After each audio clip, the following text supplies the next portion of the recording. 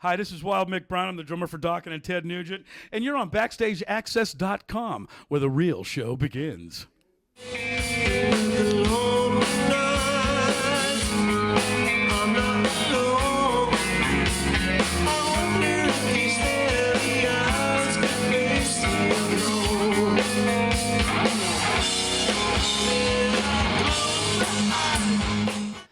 BackstageAxxess.com. We're here at Braun's Concert Cove in Akron, New York, with the one and only Wild Mick Braun. Hey guys, how you doing? Thanks for having me down. What's going on? We're going to be rocking with Dokken tonight. Rocking with Dokken. Yeah. Well, besides with Dokken, you're rocking with pretty much everybody. How do you find time between? Obviously, you play with Ted Nugent, and almost 10 years now.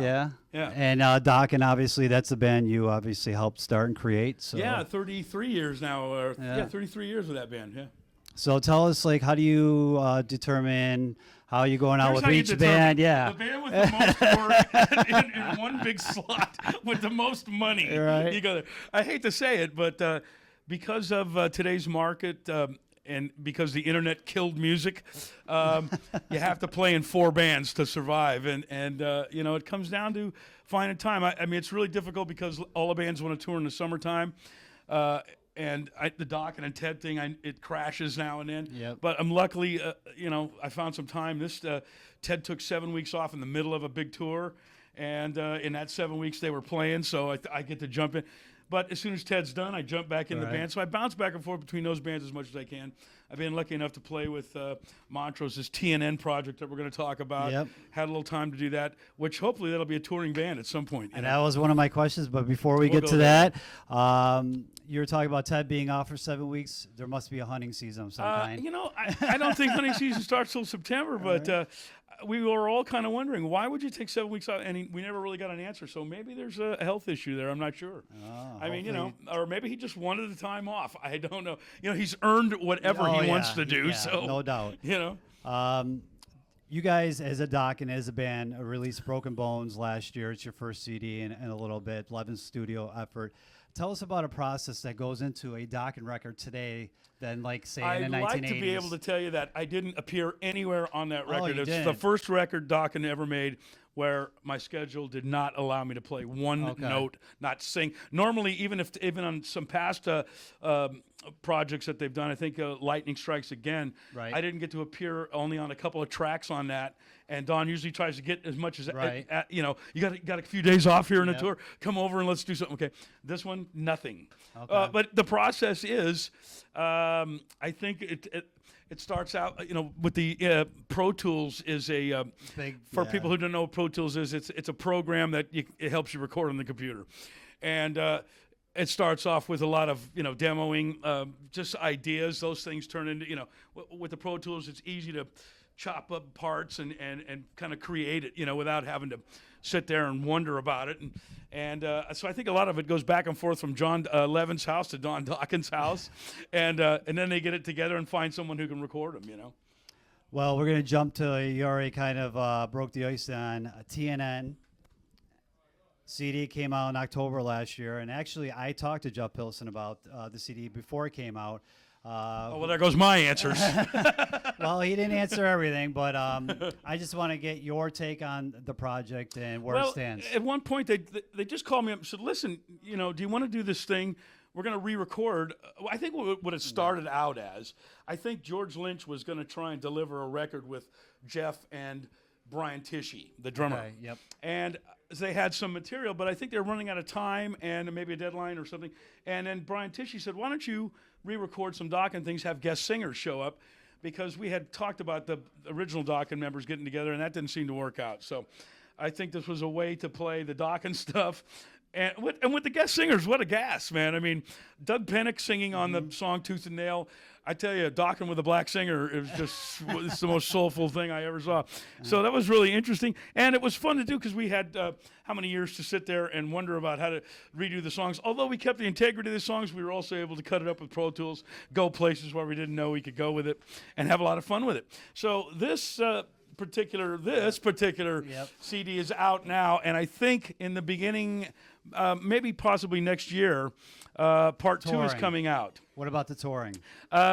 as far Jeff as I know said right you guys now, were going to tour, and then you well, guys never yeah, did. but I spoke with him. He said there's only going to be a handful of shows. I think maybe something in Japan. There's a big event in Japan called Loud Park. We're trying to do that. But I mean, everybody's listen. You know, it'd be nice to have a touring band, but the schedules.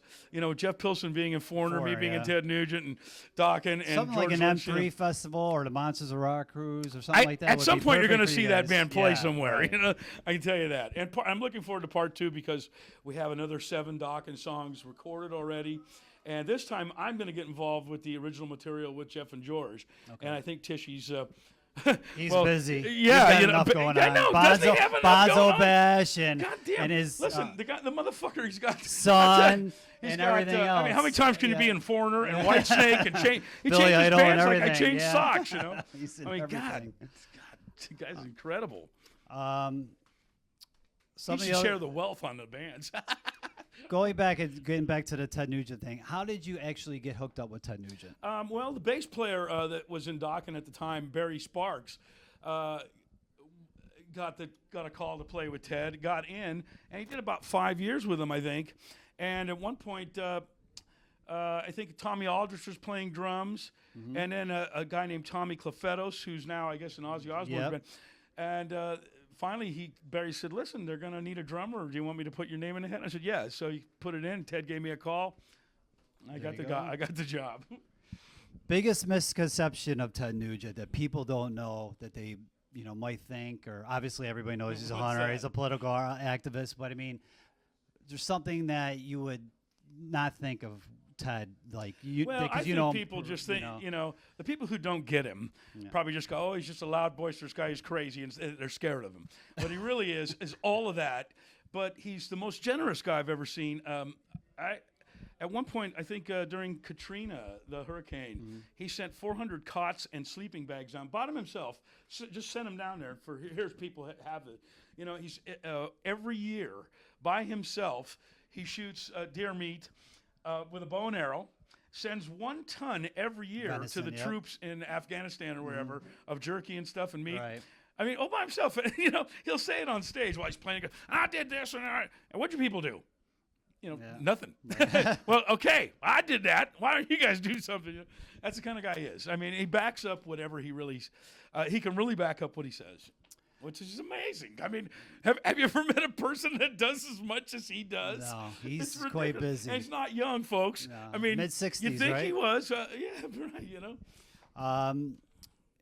What did your love for drums develop? I mean, growing up, who was your influences? Well, okay, the big moment was to be in a rock band was about 8.5 years old.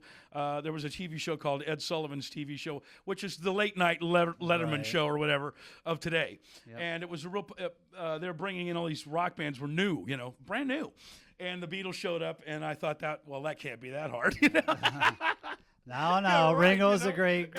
And I thought, well, I was a little young, and I thought, it'd be great to be the guitar player, but I really couldn't play guitar, and being in the front was a little bit nervous. I thought, well, I'll be the drummer. So that's where that came from. And then just, I love playing drums, but I really love the music. I don't really care. I mean, even in songs that we have with that Dokken's recorded, they don't really have drums, maybe percussion stuff. Right. I love the singing and the playing of the music.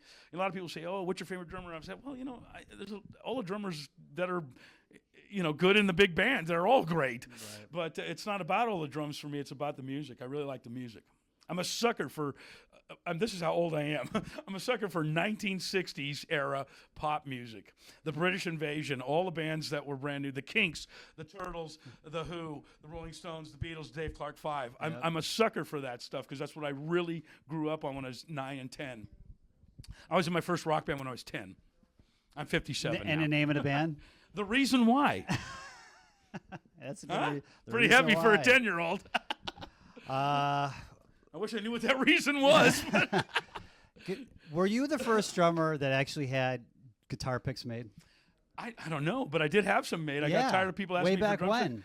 Yeah, maybe I was. I don't know. Someone said, "Oh, that's a neat idea," and I just had some picks made, and it satisfies the people. Hey, you have a stick? Well, you're never carrying a stick with me. I mean, they're always in a truck or something, and the sticks are. I get an endorsement, but they don't like me just giving them away Right, unless they're right. broken and used, Right. And so a pick was a cheaper way to do it, and you could have them in your pocket, and you go, here's a pick. I just like Something to give know to the fans, I know Kiss, they're big on the collectibles and throwing out. I know Eric Singer has had and Peter Criss have had picks made, and I'm like, I don't think another drummer out there has them. And then I found out you do, and I'm like, and that was a while back. I was when like, I first got hooked up with the internet stuff, and I was really late in life doing that. I got a website going where I was selling pictures and pics and stuff like that.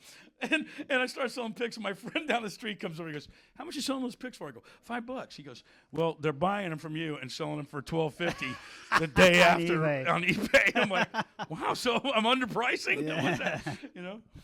All right, let's. Wild Mick Braun, obviously, Gus, thank you so much for having me. By the way, I really appreciate it. You get your name for Wild Mick Braun. We talked about you earned the title, and last year you said, you know what, people haven't heard from me in a while, and people were wondering, Wild Mick Braun, how do you get that nickname? And then you went out and did what you did with the golf cart. Listen, I thought I was aging and starting to slow down. I thought, listen, I really lived up to that Wild Mick thing, and it was fun during the young days and stuff. And I thought, well, it's good to be a calm adult now. It's late growing up in life. I obviously still have a lot of hyper energy. But what happened? I'm on tour with Ted Nugent and Styx. Who doesn't drink, by the way. Ted Nugent, Styx, REO Speedwagon. And we're playing these, big venues across the country, which all have golf carts to travel you from here to there, basically get around. Right. Well, I love riding around on these things, and the bass player and I do it a lot. We get drunk and we drive around these golf carts. It's a lot of fun, And so whenever I see a key in one, well, we hop in and go, And it was nothing out of the ordinary. So this day I happened to do it. There were some girls I knew in the audience. I went and got them on the golf cart at the top of the hill. And we were riding around, and everybody was having a fun time. So I came to an area where the security guy didn't really want me to go there. Well, I told him to suck my fucking dick. Now it's on, right? That didn't fly really well. And he called the police and said this guy stole the golf cart. Well, they show up thinking anybody. They don't know it's me, and they don't care anyway. They stole this golf cart. Well, at this point, I'd happened to have been on a public road, trying to get back into the venue. When I came close back to the venue, I got tackled by police, shackled, handcuffed, bloody nose, the whole thing. And it turned into a big loss. I went to jail, basically. And that cost a lot, and I could have bought a couple golf carts with that. But, hey, that's the way it goes. But the story on the through the internet and the world press, the Associated Press wire went worldwide. That I'd stopped to pick up girls during the high-speed police chase on a golf cart. What's that, 8 miles an hour? But there it was, What was Ted's comment? I'm very curious. Listen, I'll tell you what. Everybody took it pretty serious. I was kind of scared because I'd never really been in some big trouble, and I didn't know if this was big trouble. To me, it seemed kind of funny, and up until everybody took it so damn serious. And so Ted was the most understanding because I think he's been in weird positions too. Or actually, what he said was, listen, your head's going to spin because this went worldwide. And I'm like, well, I don't get it. He goes, you'll see. He goes, when I open my mouth and say something about the president and the Secret Service shows up, he goes, look at the flack you get just for something I said. I'm like, oh. He goes, well, now I'm going to have to answer for you for 3 days. He goes, but better you than me. That son of a bitch.